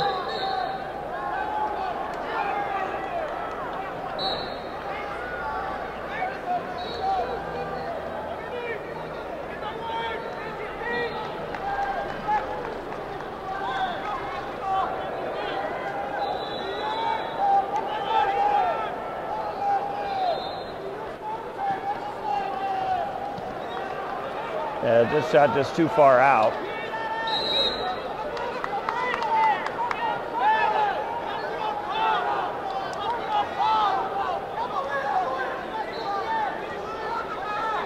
I got to call that potentially dangerous. My goodness, that knee's.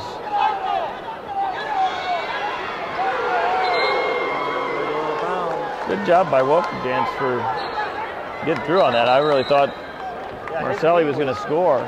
Practically at a 90-degree angle.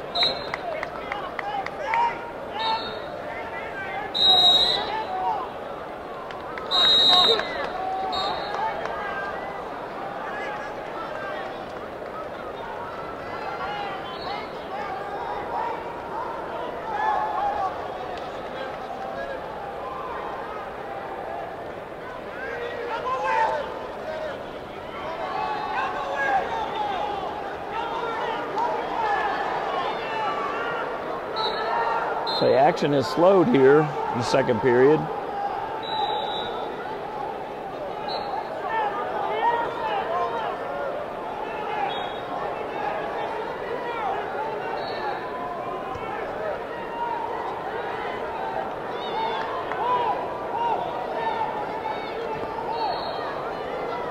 Marcelli just staying in good position, not backing out, kind of gaining ground on. So we've seen Marcelli now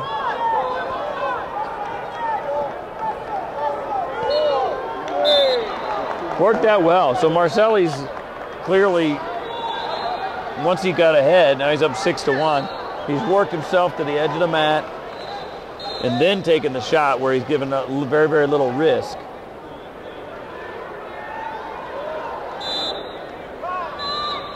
And I did see what I saw. So they just started again, and Marcelli Marcelli does not put the chin on the back.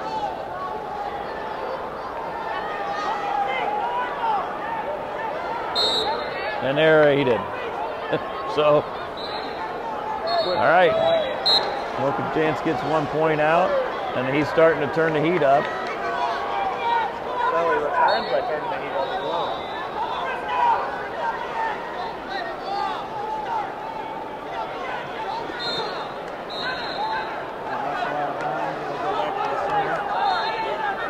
Wrestling now at number 8, about 931, Division 3, 170 pounds, from National St. John's School.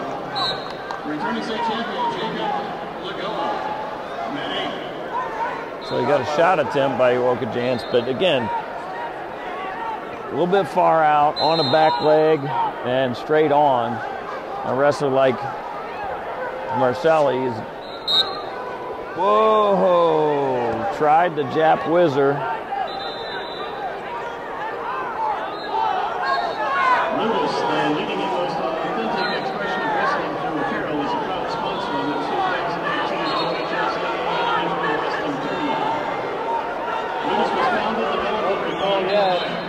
that's all small. Man, so he could have got a pin or no points, and so he got no points. That was a heck of a scramble there by both guys, but very precarious for Wokajance. And with under a minute left, Wokajance is down by 4. He's got to really come up with something. So far, he has not been able to penetrate Marcelli's defenses at all. His best chances to take Marcelli down has been off of Marcelli's shots, and I don't see him shooting in the next 30 seconds.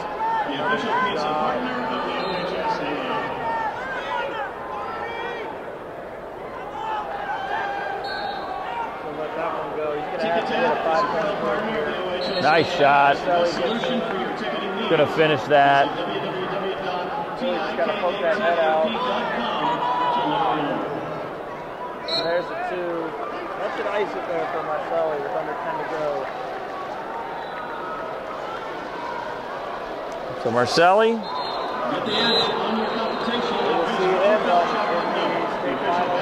And he gets to the state finals for the first time in his career. And he'll be going after a state championship tomorrow night.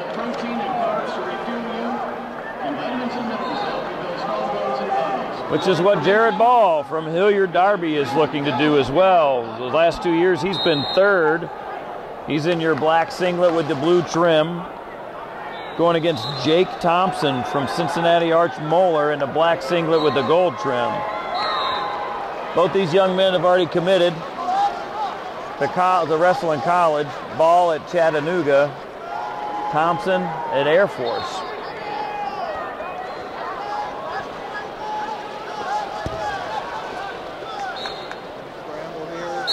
So we saw Ball in the quarterfinals really just demolish his opponent. Got a tech fall and then pinned his opponent with the final move of the match. Thompson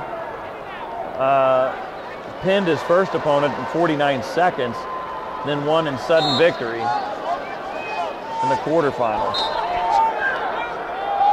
Wrestling on mat 5, belt 927, Division 2, 170 pounds. Two-time state champion from St. Clair's Grand Local, Senior Rocky Jordan, mat 5.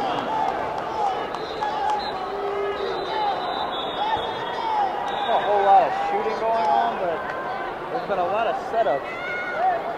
A lot of hand fight, a lot of slaps to the head. Good motion. The Ball's had a couple of shots that without full commitment, but the referee has actually addressed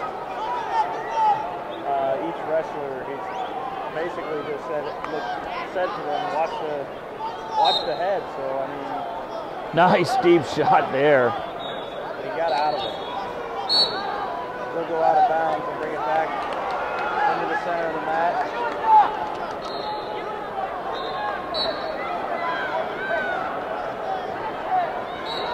So last year at 182, Thompson was 2nd in the state. Ball was 3rd. I believe this year they're ranked 1 and 2. Ball 1, Thompson 2, I believe.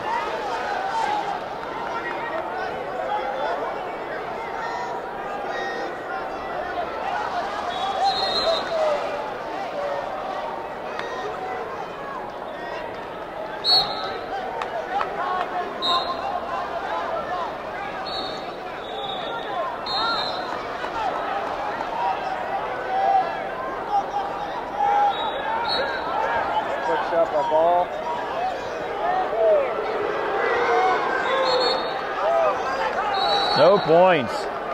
Excellent scramble at the end. Both wrestlers had a potential to score.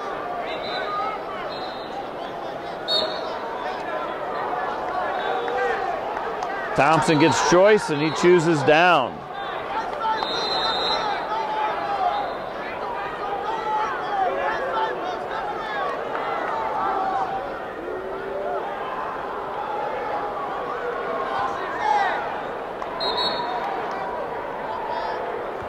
Big caution on Thompson.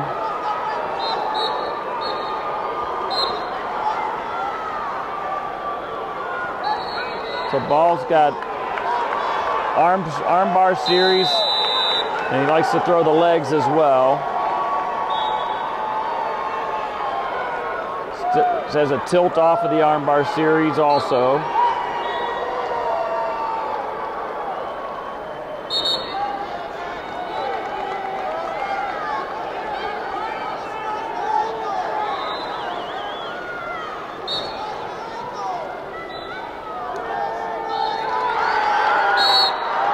So really not a whole lot going on. You know, we've got Ball, tried the arm bar attempt, got leg in, but Thompson really hasn't done a whole lot in the way of trying to improve his position and escape. Part of that's because Ball has taken away that capability.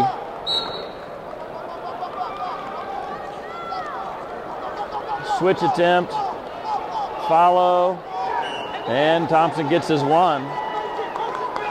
So he's dictated the strategy of Ball in the next period, most likely.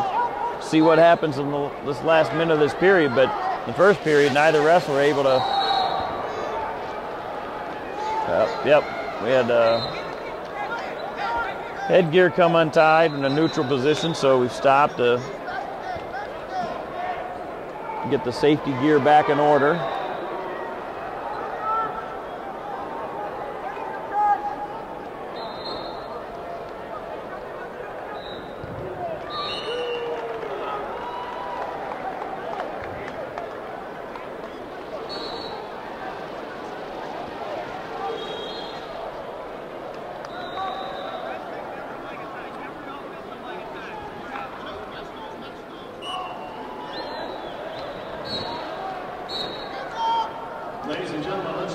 So we start again.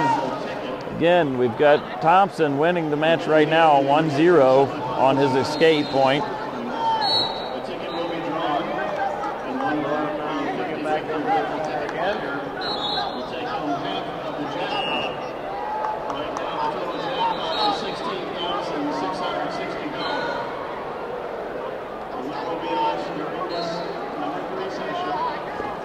Shot attempt, way outside though.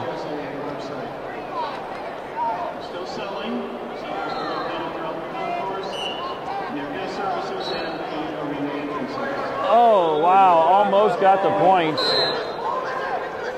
Thompson was able to get that second leg out.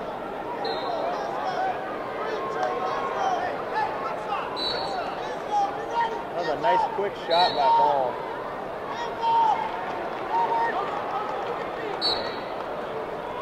Good, nice in on the single. He's got to finish. He's only got 10 seconds. He wants to go for that. We'll go back down to the mat, and it looks like Thompson just sitting there, trying to ride out the period, and he did. So, down position, and he does.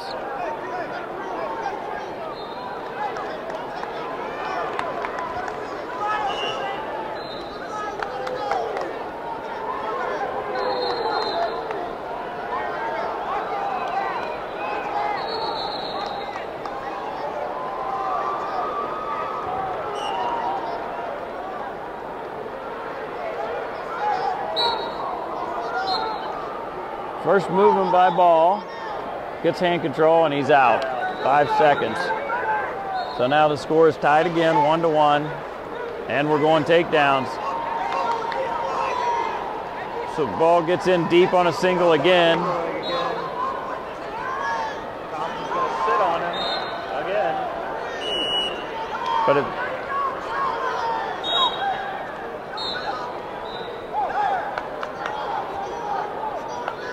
wow, now we got Thompson really doing a good job trying to break down.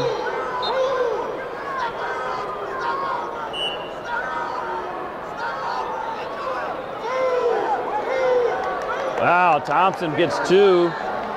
Now he's up 3-1. Boy, and he has that. That's that fatigue factor we were talking about earlier. Yeah, and Ball's he's got to go here. He's got to get out and get 1 and then 2. because Thompson, neither one's been called for stall, and Thompson's just going to ride as long as he can with it. Yep. Great call there.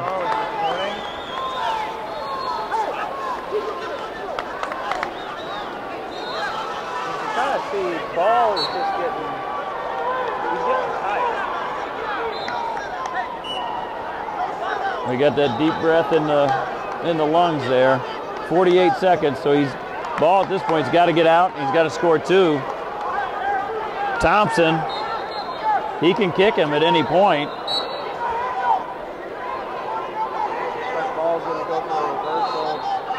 He's got to go again. 41 seconds. He can't afford to let the legs go in.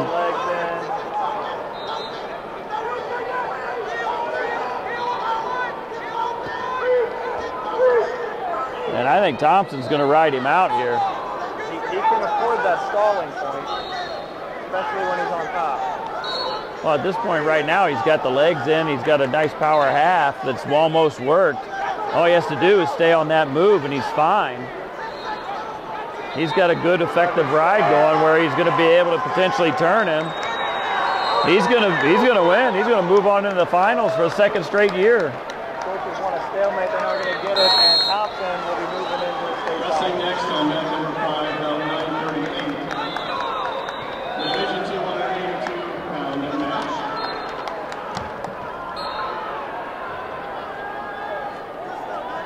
Returning state champion. We're done. Canfield Senior. That was your tape. All right, we move to the last match of the night. Heavyweight, we have Jack Hayab from Cincinnati St. Xavier in the royal blue singlet going against Jacob Cover from Hilliard Darby in a black singlet with a blue trim.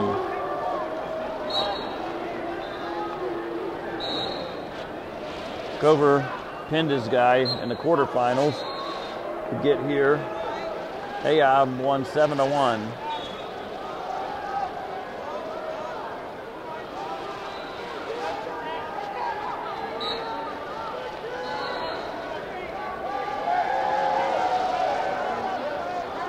Shot attempt by Hayab. Wow, nice.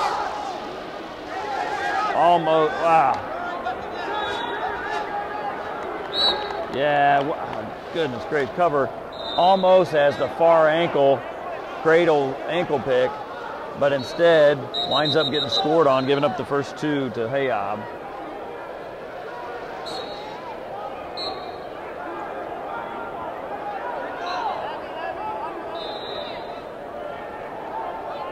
Hayab gets the legs in. He's got the arm in deep. He's going to pull it, try to get the. He's going to try to get the guillotine.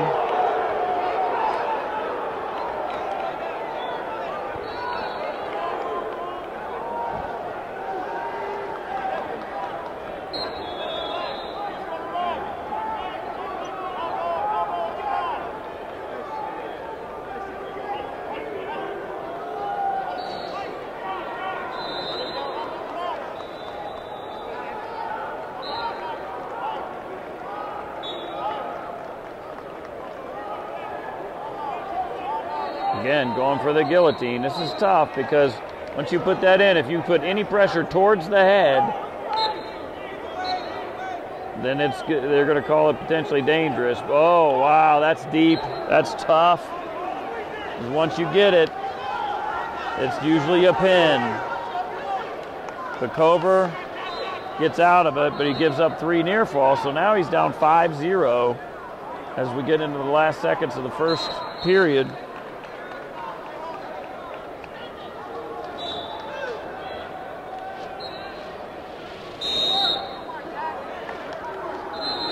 So moving to the second period, Jacob Cover from Hilliard Darby is in some trouble, down 5 points.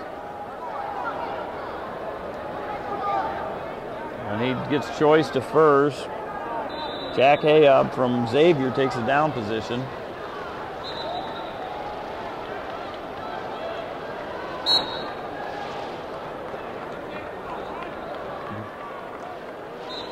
Cover goes for a half. Can't get it in. Switches the other side. Hayab comes up nicely, picks up the leg of Cover.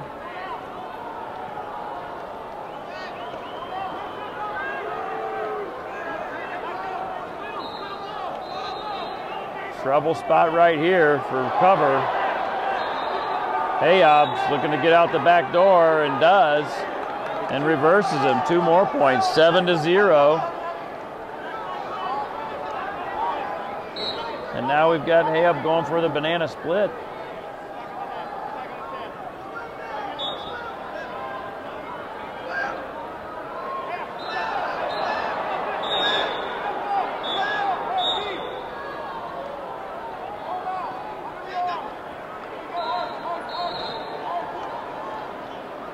Cover looking for try to reach for the head. Got to climb up that arm now. When you get that, you got to start climbing up that and reach for the head.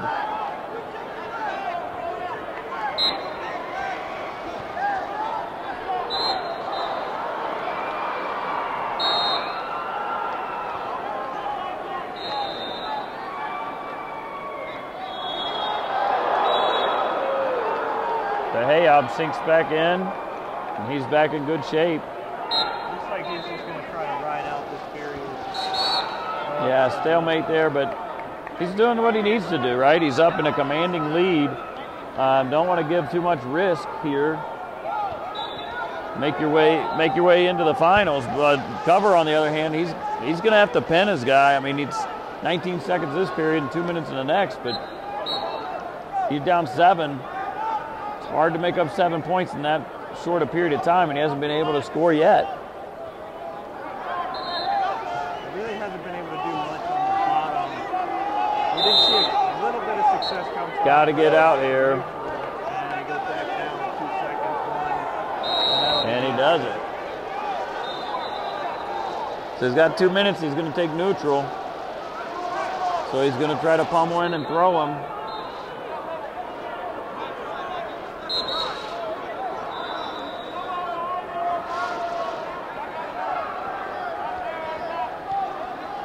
We'll see what Hayob has.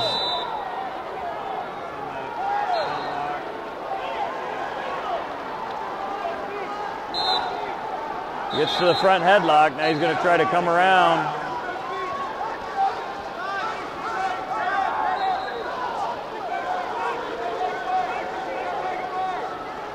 So you can tell what Cover's trying to do is get the cradle to get the take. So he's not just trying for a takedown, he wants to pin, and that's what he's going to reset and do again. So as they reset, see the strategy of Cover. He's going to go again for the front headlock. He's going to try to pick the far ankle. Here's his front headlock. Now he's got to run it.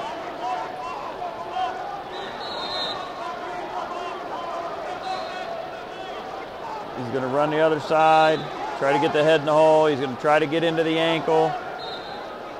Hayob knows what he's trying to do as well.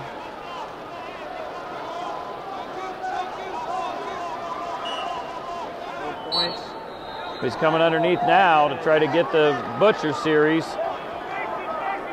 Hayob feels it coming and yanks that elbow out. He'll give up the 2. He's not going to give up the back points. He hasn't given up the 2 yet. 30 seconds. Cover's running out of time. He's going to have to do something.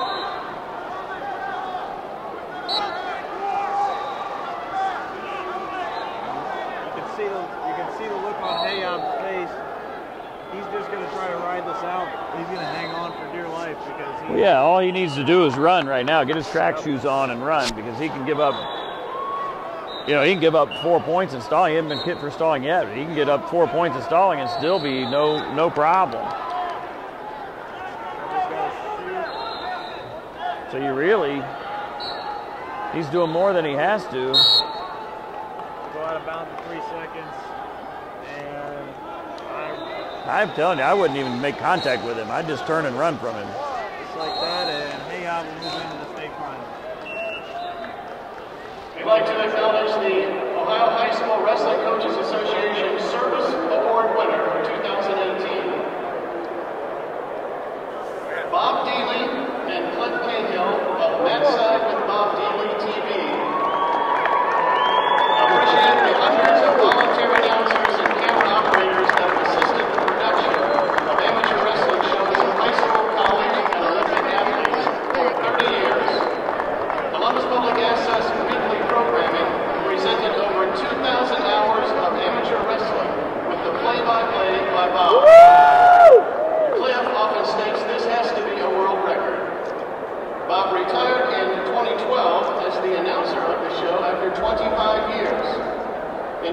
ago, Ryan Mitchell of the Columbus Clippers took over for Bob for 3 years. Then, Phil DeSabato and Fred Feeney were announcers in 2017 when Ryan left for the Columbus Clippers. This year, Rick Baker is the current announcer. MATSIDE Productions have always been an all-volunteer team endeavor. A visit to their website gives the scope and magnitude of events including USA Wrestling, college wrestling, and high school wrestling.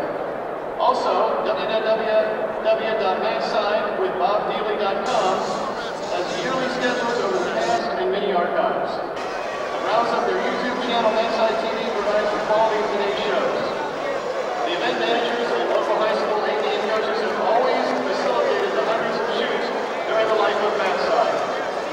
MATSIDE executes Bob's vision, bring the very best wrestling to the young student viewers whenever possible. The MATSIDE motto, develop desire by watching your sport, belongs to Bob Dealey. Congratulations to the OHS WC and Super Software players, Bob Dealey and Cliff Kagan. Among these congratulators, our president, Dominic DeSabato, Bob Dealey's nephew.